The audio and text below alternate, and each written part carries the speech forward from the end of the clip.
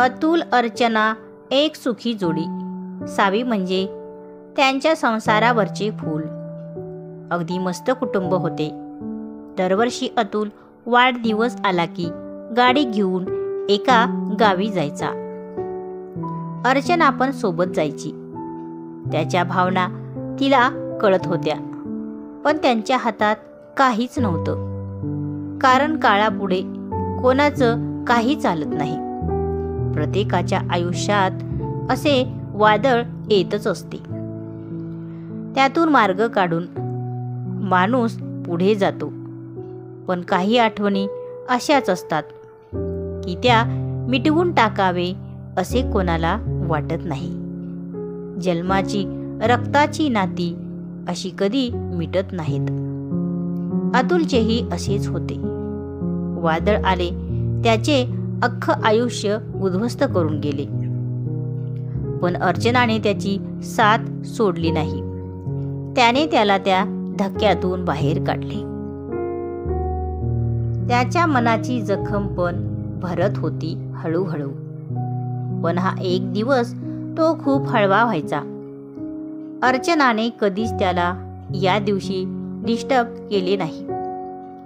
पण यावेळेस सावी काही ऐकायला तयार नव्हती. का जातो बाबा त्या गावात तू? जातोस पण नुसती गाडीत बसतेस आई. या वर्षी आपण मस्त बाहेर जाऊया ना. माझे सारे फ्रेंड्स तर मस्त आउटिंग करतात आणि आपण का इथेच जायचं? अर्चनाने तिला चांगलेच सुनावले. गप्प बस हां सावी, तुझे तोंड भारीच चालते हल्ली. वेळ आली की सगळे समजेल. आता गप्प बस बघू. अतुल म्हणाला, असू दे ग, ओरडू नको तिला. सावी बेटा, आपण पण जाऊ आज बाहेर. मी ऐकेल तुझे, पण फक्त 1 तास तरी मला जाऊन येऊ दे. मग संध्याकाळी आपण जाऊ, ओके? अर्चना म्हणते. अतुल, मी तुला एकटे सोडणार नाही. मी तुझ्या सोबत येते. आई बाबा आहेत सावी सोबत.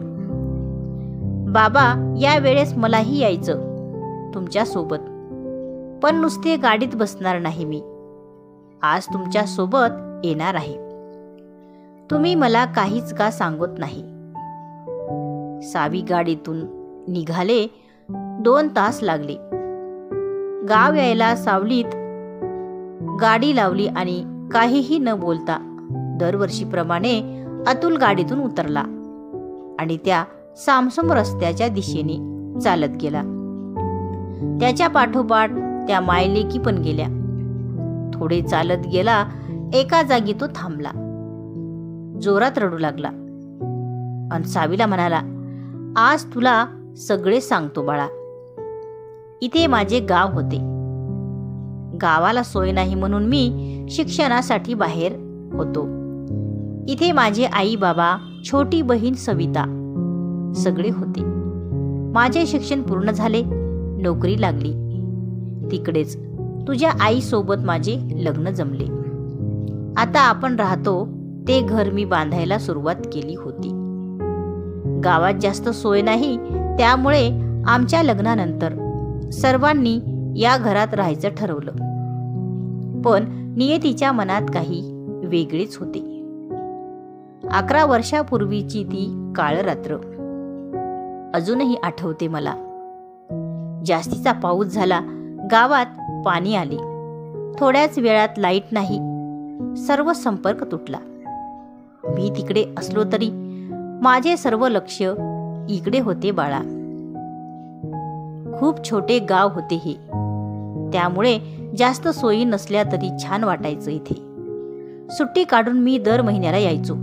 पण पाऊस असल्यामुळे नानांनी म्हणजे माझ्या बाबांनी सांगितलं, मला घाईने येऊ नको. रस्त्यात अडकून पडण्यापेक्षा आहेस तिथेच राहा. पण या वर्षी या निसर्गाने अगदीच रौद्र रूप धरले. पाणी वाढतच गेले. पाऊस वारा खूपच झाला आणि जे व्हायला नको तेच झाले.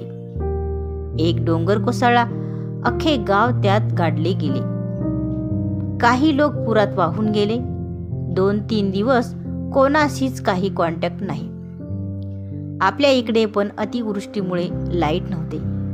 वाट बघण्याशिवाय काहीच पर्याय नव्हता. लाईट आल्यावर टीव्हीवर बातम्यांमध्ये ऐकले आणि तशीच धाव घेतली. पण खूप उशीर झाला होता.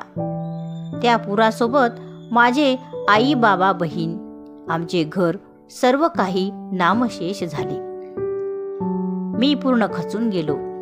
तुझ्या आईने मला सावरले, आयुष्यात परत उभे केले, माझ्या प्रत्येक अडचणीत मला मदत केली.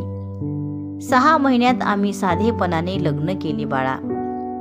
माझे कशात लक्ष नव्हते, पण तिने नोकरी करत मला सांभाळले.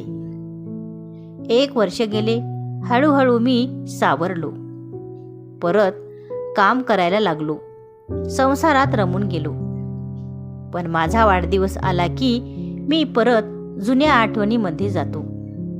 नाना, आई, सावी म्हणजेच माझी बहीण सविता, हो तिला मी सावीच बोलायचो.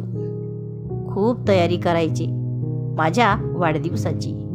आई किती प्रकार करायची माझ्यासाठी. गरजूंना जेवण द्यायची. सावी एक झाड लावायची आणि म्हणायची, अरे दादा, मी सासरी गेले की हे झाड तुला माझी आठवण करून देईल बघ. आणि नाना मला गरज आहे अशा वस्तू द्यायची. म्हणायचे, शहरात राहतोस तू, तुला तिथे लागतील अशा वस्तू द्यायलाच हव्या. खूप छान वाटायचं. आज ना उद्या वहिनी येईल, तिच्यासाठी सर्व फुलांची झाडे आपल्या अंगणात लावणार मी, असे सावी म्हणायची. लग्न ठरलं तेव्हा किती खुश होती. अर्चना म्हणाली, वहिनी वहिनी करायची.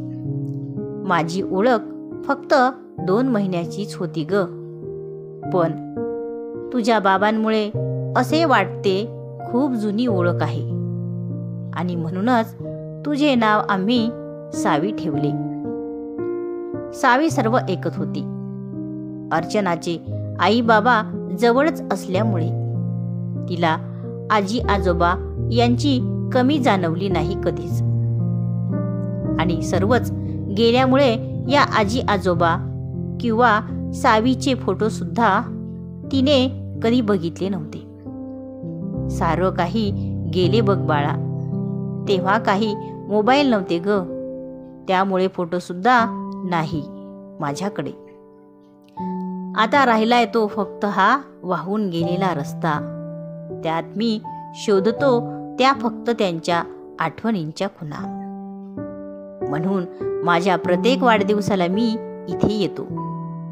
या मातीमध्ये अजूनही त्यांच्या प्रेमाचा वास आहे, जो मला जगायची नवीन उमेद देतो. आणि त्यांचा आशीर्वाद सुद्धा. अतुलने डोळे पुसले आणि म्हणाला, चला आता सावीला प्रॉमिस केल्याप्रमाणे बाहेर जाऊया. सावीने अतुलला मिठी मारली आणि खूप रडली. सॉरी बाबा, मी उगाच हट्ट केला. आज त्याची 9 वर्षाची सावी त्याला खूप मोठी वाटली. ती म्हणाली, आपण इथे येत जाऊ अधूनमधून.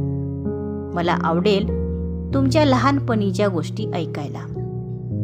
अतुल म्हणाला, चालेल, पण आज सर्व ठरल्याप्रमाणे करायचे. आणि आज नाही, दरवर्षी तू म्हणशील तसाच वाढदिवस करायचा माझा. चालेल बाबा, मग आपण पण झाड लावू आपल्या घराच्या बाजूला. आणि इथे आजूबाजूला जे गरीब लोक राहतात त्यांना गरजू वस्तू देऊ. पण याच गावात येऊन द्यायचं हा.